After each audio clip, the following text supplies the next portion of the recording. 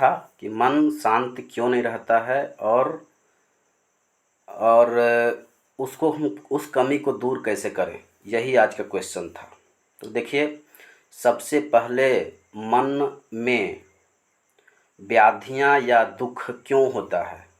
यदि आप अच्छा काम करेंगे तो मन आपका स्वच्छ रहेगा, स्वस्थ रहेगा, और आप जो भी काम करेंगे उसमें आपका इंटरेस्ट रहेगा।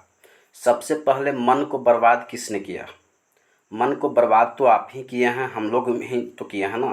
मन एक ऐसी चीज़ है जो लुभावनी होती है, हर किसी को ये छोड़ नहीं सकता। ये मन ऐसी प्रवृत्ति है जिसके मन गंदा हो गया, स्वस्थ हो गया, स्वच्छ नहीं है, सादा नहीं है, तो वो, क्योंकि मन जो है वो गलत चीज़ों को ज़्यादा एक्सेप्ट करती है।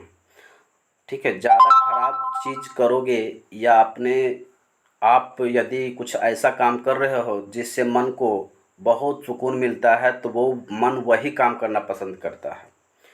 ठीक है, तो मन बहुत ही गंदा चीज़ है, इसको पवित्र बनाया जाए ताकि मन में कुरीतियाँ जो आता है, वो मन में कुरीतियाँ या पाप या किसी भी तरह का जोखिम या किसी भी तरह का जो एक्सेप्टेबल नहीं है, उसे अपने दैनिक जीवन में लाते हैं, तो मन आपको धोखा दे सकता है। तो मन को पहचानने के लिए एक तरीका है कि आप उस मन को,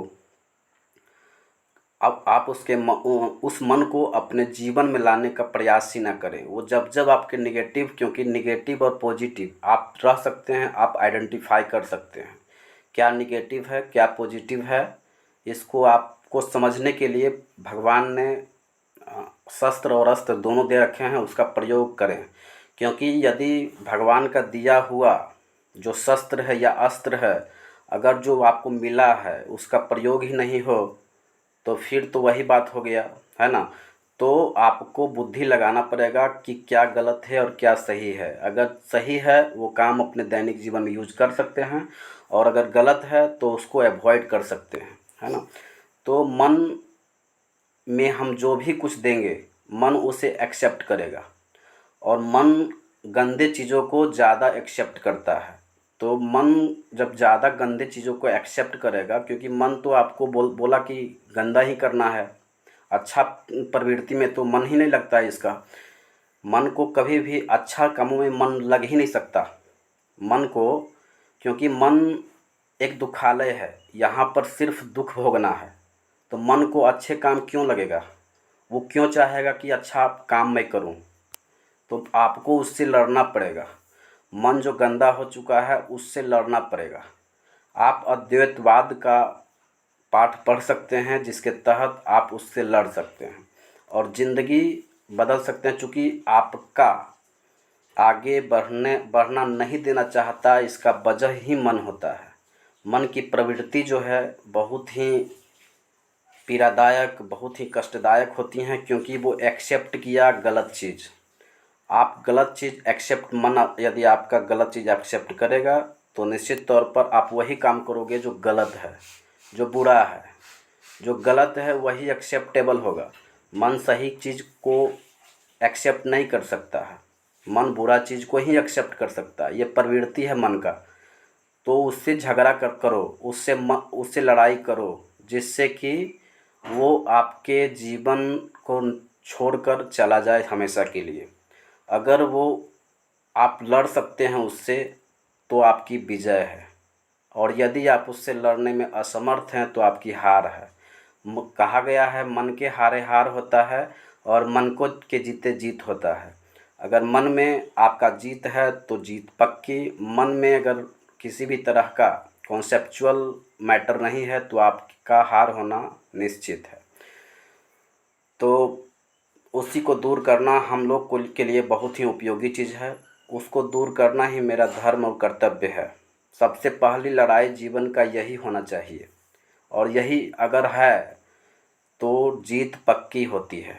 और जीत मीन्स क्या? जीत मीन्स ये नहीं कि आप सफल हो गए तो आप जीत गए। जीतना का मतलब ये नहीं होती हैं। जीतना का मतलब होती हैं कि आप अपने जीवन में उन तमाम चीज़ों को हराएं जो आपके जीवन का बाधा दे रहा है।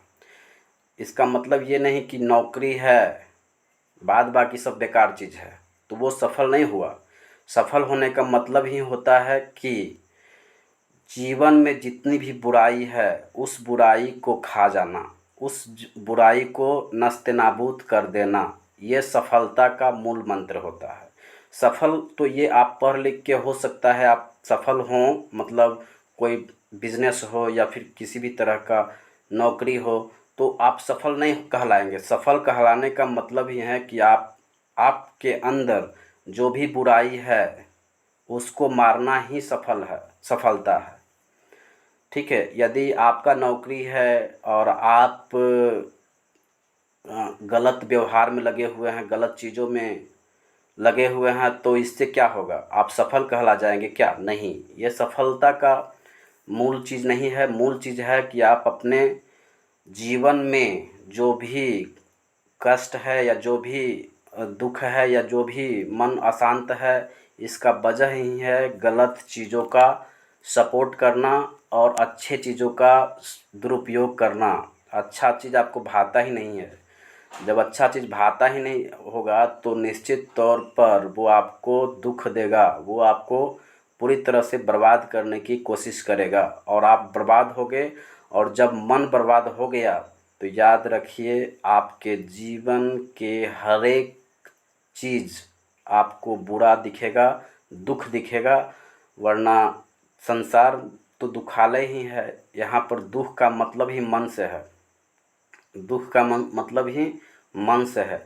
अगर मन में किसी भी तरह का दिक्कत नहीं है, मन में पाप नहीं है, मन पवित्र है, तो याद रखें कोई भी दुनिया में कार्य जो है वो असफल नहीं है। असफल है तो आपका मन है। मन असफल होने के साथ बाद ही हमारा कार्य असफल हो जाता है। ठीक है, तो मन